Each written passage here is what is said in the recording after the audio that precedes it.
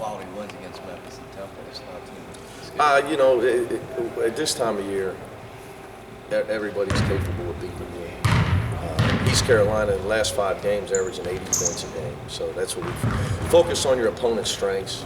Don't focus on their record. And if you're not mature enough at this point to know that your team, any team can beat any team. All you gotta do is turn on the TV every night. Tyson and Williams pretty balanced. We have 4 guys, but they're pretty balanced overall. They got an interesting guy in Williams. Williams is the most improved player in our conference. I mean, he went from averaging 1 or 2 a game to double figures. Tyson's a great young player in our league. He's as good a one-on-one offensive player as there is in our league. He gets his own shot whenever he wants. He can shoot over people. So they got guys who can put the ball in the basket. Scoring's not East Carolina's problem. It hasn't been all year, especially even recently. So they went in and won at Memphis and scored 80 points. So for us, we got to just focus on the other team and what they can do, not their record. We talked about this before. There's a lot of teams out there with 5, 6, 7 losses. 8 good teams. Real good teams. What's different about this year than the other years, you think? Why is I have an opinion on that. I think the transfer market and the fifth-year market, some of the teams that would have been in rebuilding mode are not. Louisville, UConn, because they had 2 fifth-year seniors. So what you see is everybody trying to go where they can play. So parity starts to reign, almost like the NFL with a salary cap.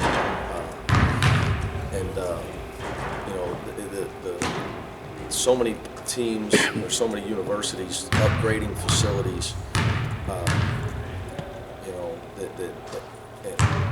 Like if I was to tell you 20 years ago that Dayton and Xavier would travel and have as nice or better facilities than Cincinnati and Ohio State, and they would travel just as well, their budgets for basketball would be just as high, you would say there's no way.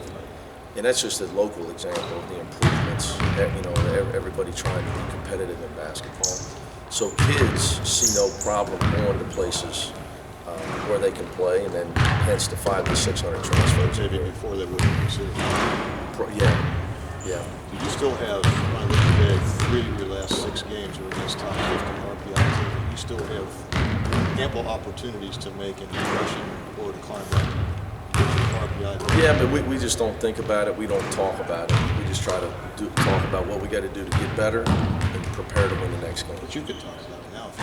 No, that's for that's for you guys. There's enough people that get paid enough money with more time than I have on my hands. I don't engage in it because I don't want my players to engage in it. I stay focused on improving the team. Where did Justin Jefferson now his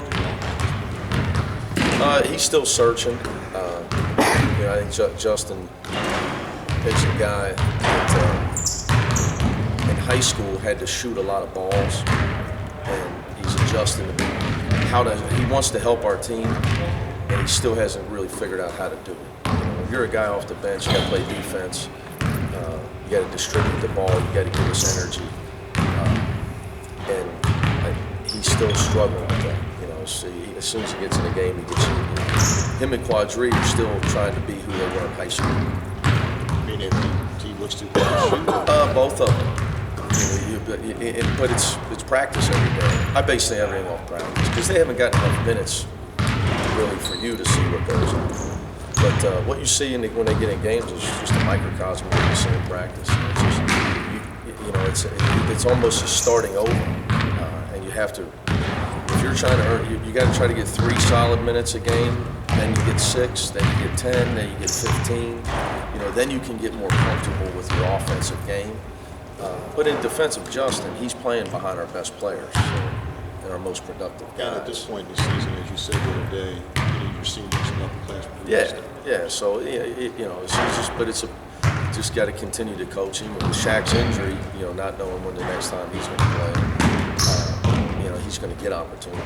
Are you going to try to hold Shaq out for this game, or just a couple games, maybe to get him healthy? It would be a shock if he would play Saturday. But again, we'll see.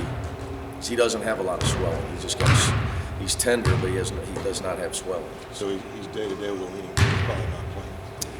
Yeah, unless he could really go hard in practice and he has no more ankle injury, I'm taking over his medical situation. Still practicing? I don't know, only if he has no pain. When Octavius gives you the performance and the production that he had the other night, and everything, what's that mean for this team? Well, it's what we need. You know, like Bill alluded to, there's a lot of good teams out there. But the teams that are going to win are going to have guys perform. I'm not sure what his numbers are. I know he had 14 rebounds. I don't know about his points, but I know he missed 3 layups. So if he had double figures, it could have been even better. So he should have had 16 and 14, really. I just believe that all of us are only going to be as good as our best players are at the end of the year. You know, for us, Gary, Troy, Octavius, you know, Corey helping us as a senior, you know, for Rod being consistent, you know, Kevin's giving us great effort every day. They're going to perform and we'll win games. If they don't, we won't. And we're no different than anybody else in the country.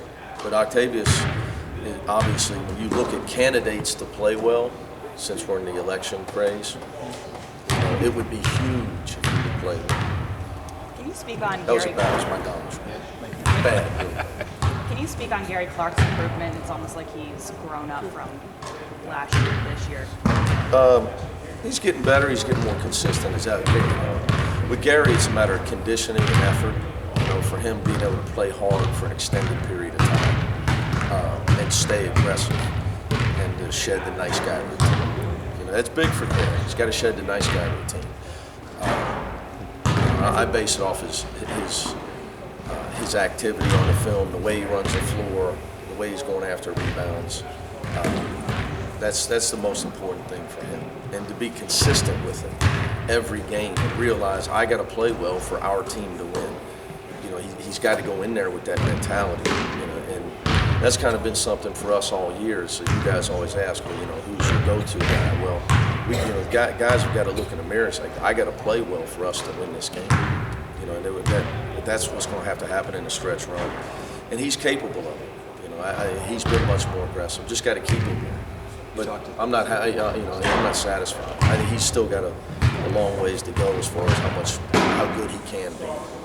Kevin Johnson touched on that he's been able to step up the game. So I think he's a little bit more being aggressive a little bit more. Yeah, well, with Kevin, his offense comes and goes sometimes, but he is our hardest playing guy in practice every day.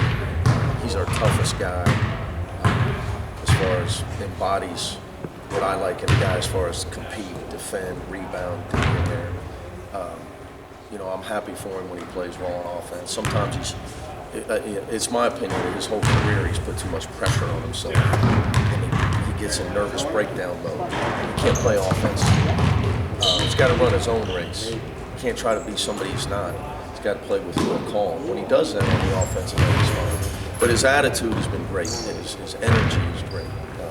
He's a great guy to have as your sixth man because he always brings, whether he makes a shot or not, he makes your team better because it gives you intensity. When you put him in the game, your defensive intensity always goes up. So, you know, and he's embraced that role on our team.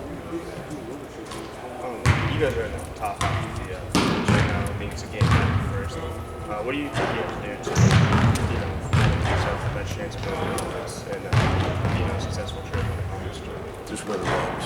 You know, we don't talk about who's winning the league. We don't, you know, I don't know how many guys know who's in first, stuff like that.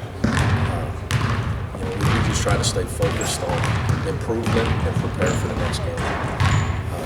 Because those are the things we can control. We can't control. If we win every game from here on out, I'm sure we'll probably tie for first place.